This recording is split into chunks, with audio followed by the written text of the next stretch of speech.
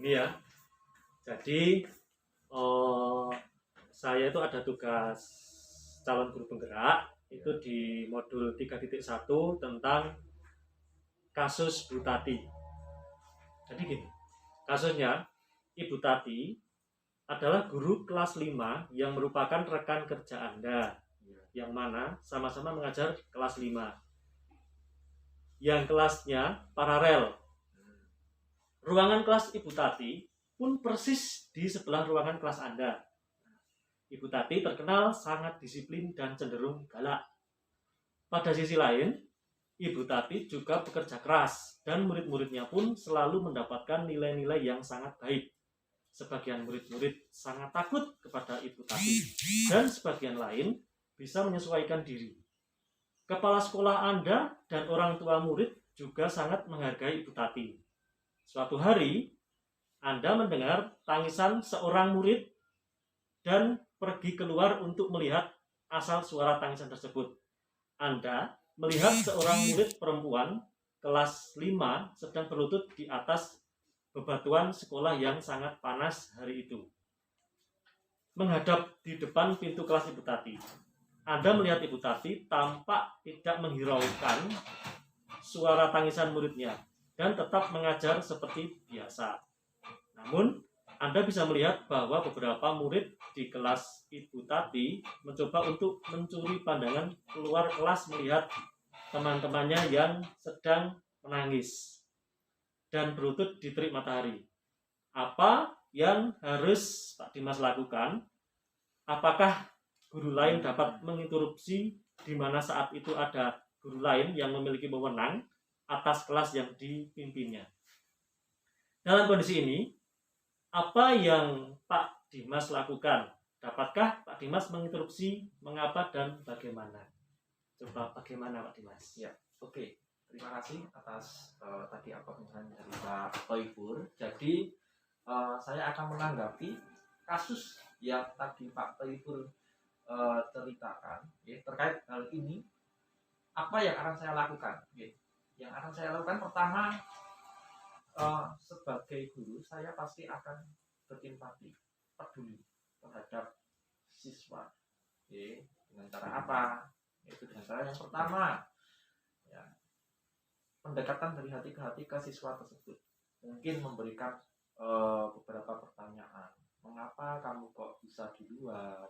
Mencari penyebabnya, mengapa bisa di luar, mengapa bisa menangis, dan lain sebagainya. Dengan pertanyaan-pertanyaan yang nanti saya berikan ke siswa itu, pasti akan menemukan suatu jawaban masalah. Ya, masalah itu nanti akan istilahnya, kalau memang nanti siswa itu butuh bantuan saya, nanti sebisa mungkin saya membantu siswa tersebut. Begitu Pak Ibu. Oke. Jadi langkah awalnya tetap menemui anak ya, tanya. Ya, karena kan ada rasa empati, rasa peduli lah kita melihat anak yang seperti itu. Mungkin juga ini ya, merasa malu mungkin ya anaknya ya. Ya. Dilihat teman-temannya di Ya. kelas. Oke, berarti pedulnya lebih ke ini ya, ke datang ke anaknya dulu. Ya. Oke, terus menurut Pak Dimas, dapatkah menginterupsi mengapa dan bagaimana? Jadi lebih ke kira-kira kalau guru lain melihat, mungkin Pak Dimas yang lihat dulu. Jadi Ya. berbuat yang bagaimana, Pak? Ya. Terkait dengan hal ini, apakah saya bisa menginterupsi atau tidak? Ya. Kalau secara apa ya? Secara garis besar, sejujurnya kalau saya lihat guru itu punya wewenang pribadi masing-masing. Ya. Tetapi melihat keadaan seperti itu seringkali kan hati kita tidak bisa tidak bisa dibohongi. Mau nggak mau kita harus intinya menginterupsi tapi dalam tanda kutip tidak langsung masuk. Jadi sistem interupsinya itu secara dari hati ke hati. Ya, jadi tidak langsung masuk karena tiap guru itu punya wewenang masing-masing dalam intinya dalam memberikan treatment kepada siswa.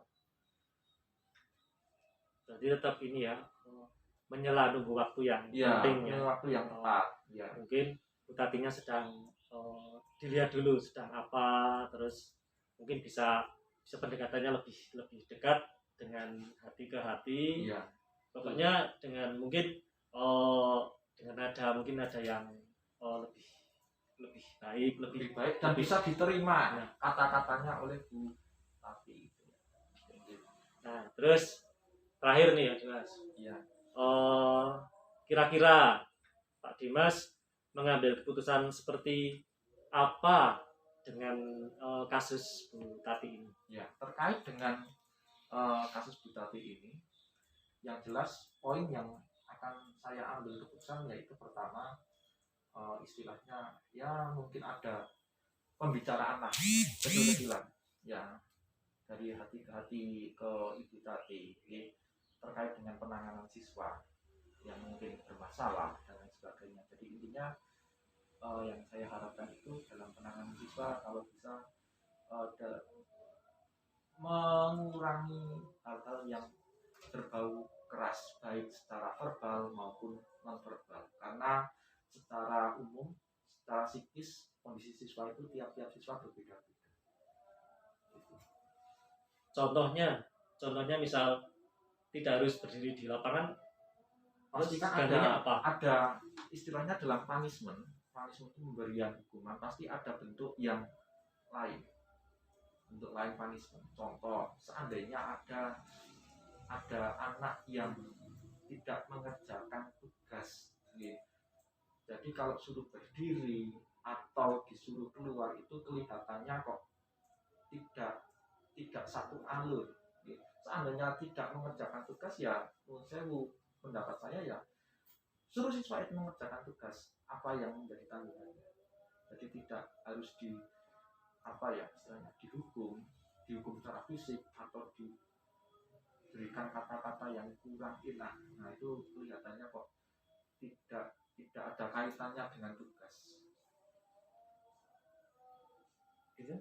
Begitu Pak Tegur. Berarti ini ya, dari keputusan yang memang harus diselesaikan si anak mempertanggungjawabkan yang harusnya memang diselesaikan. Betul. Ya, jadi dia harus mempertanggungjawabkan apa yang harus dia kerjakan. Sip. Oke. Mungkin itu saja Pak Dimas. Ya. Terima kasih atas jawabannya, atas sharingnya.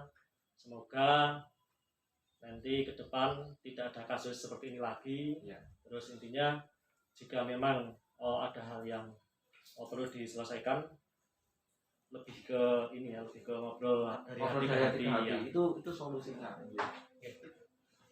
Terima kasih ya, atas waktunya. Ya. Ini terus mengganggu. Ya, tidak apa-apa. Oke, terima kasih. Ya, monggo.